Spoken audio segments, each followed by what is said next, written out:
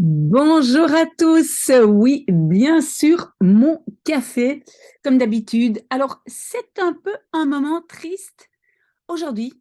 Pourquoi? Parce que nous allons lire la dernière page, pas la dernière page, mais la dernière page que nous allons lire du livre. Voilà, je vais vous le montrer. Voilà, du livre Huis van de Mosquée. Nous allons lu quasiment 100 pages. On est à la page 96, donc aujourd'hui, on va lire la page 96. Normalement, on arrête ici à lire ensemble. Si vous voulez encore continuer ensemble, mais à mon avis, maintenant, vous pouvez le faire seul. Si vous voulez continuer, vous pouvez me le dire. Et donc, ceux qui ont lu le plus, les 10 premiers, participeront à un concours en ligne. Donc voilà, donc ça, on fera, je pense plus ou moins dans une semaine, 2 semaines, on fera ce concours.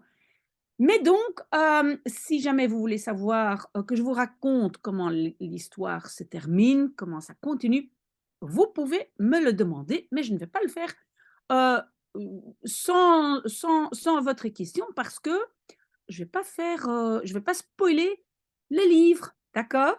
OK, donc nous allons lire la dernière page et donc rappelez-vous, Galgal, il était en train de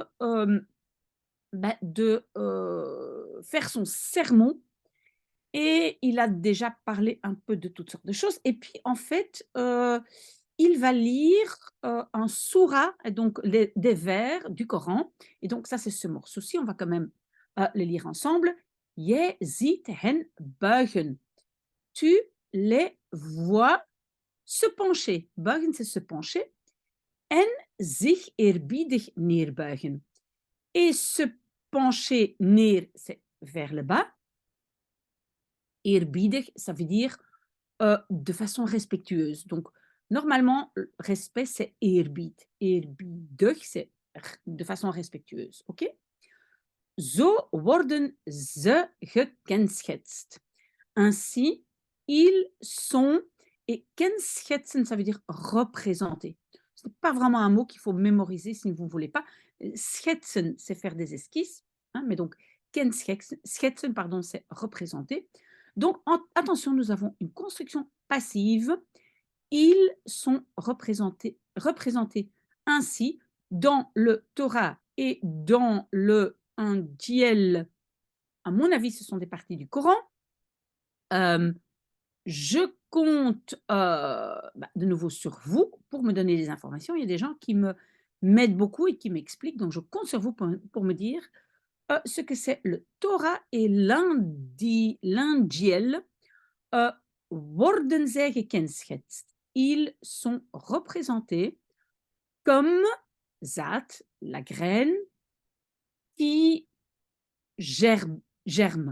Donc, ontspruiten, c'est un peu comme s'ouvrir et tchou.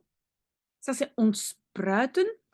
Je pense qu'en français, on peut dire germer. Donc, comme la graine qui germe et alors devient plus tard sterker, la graine qui devient plus forte.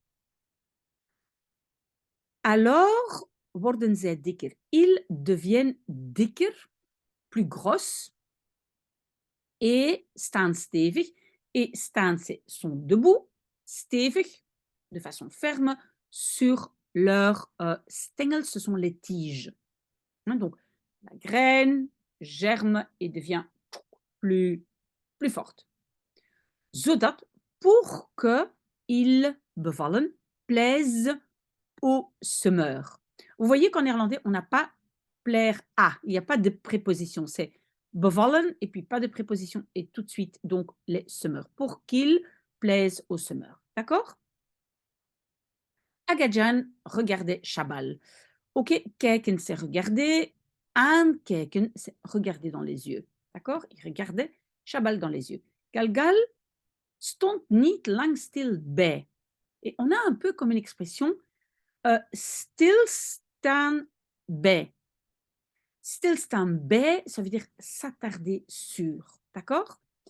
Et donc, Galgal ne s'attardait pas longtemps sur Alphat. Donc ça, c'est, je pense, le Soura, là, qu'on vient de lire. onopgemerkt. Opmerken, c'est remarquer. Et donc, onopgemerkt, c'est sans remarquer, donc de façon inaperçue. Il ging over op.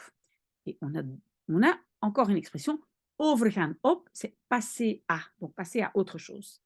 Il passait à Laja al-Roum. Donc je pense que c'est une sorte de vers ou verset qui a été écrit sur Rome. Et qu'est-ce qu'il lit? En de Romeinen zijn overwonnen. Et les Romains sont vaincus. In het dichtstbijzijnde land. Dans le pays.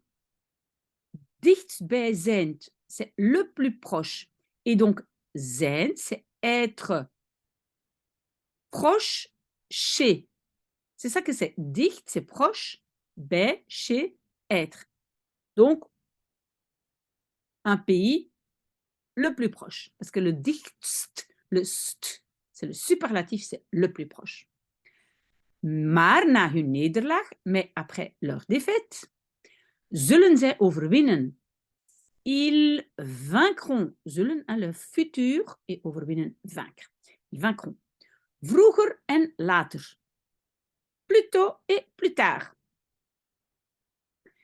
En op die dag zullen jullie je verheugen. Alors, ici c'est zich verheugen, se réjouir.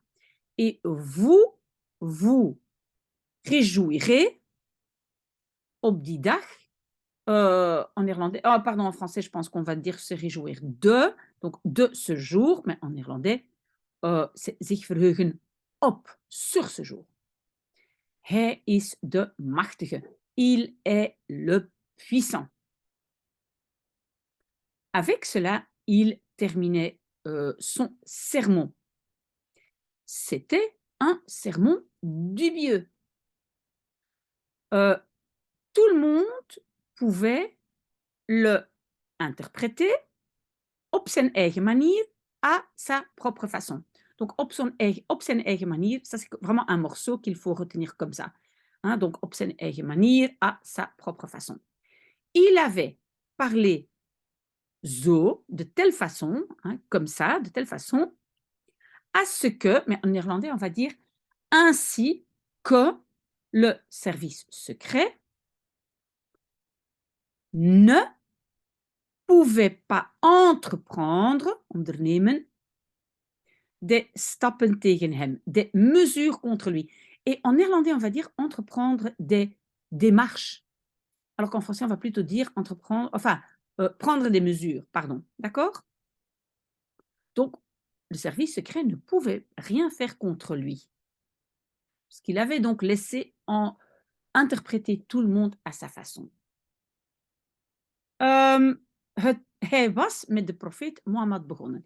Il avait commencé, en néerlandais, avec le prophète Mohammed. En français, on va dire par. Okay? Et attention, beginnen est avec le verbe être. Okay? Donc ici, c'est un plus que parfait. Il avait commencé par le prophète Mohammed, avait laissé tomber le nom de l'Amérique et het over gehad. Het hebben over, c'est parler de. Ça, j'avais déjà dit avant, vous devez le noter. Donc, il avait parlé du déclin des Romains. Het was zeer duidelijk, c'était très clair, dat hij nog niet wilde loslaten, qu'il ne voulait pas encore, nog niet, pas encore, lâcher wat hij met dit alles bedoelde. Ce qu'il bedoelde, voulait dire, avec tout ceci. En waar hij naartoe wilde. Et où il voulait aller. Et le naartoe, souvenez-vous, ça exprime une direction. OK? Aga Jan remarquait que la mosquée tegemoet ging. Et tegemoet gaan, c'est en fait, comment est-ce que je peux dire affronter peut-être, mais en néerlandais, on va dire aller à la rencontre.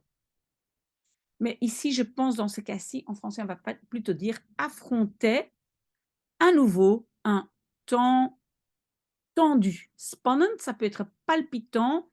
Moi, j'ai l'impression que ici, ça a une note, on va dire, négative, donc un temps tendu, mais ça pourrait être palpitant.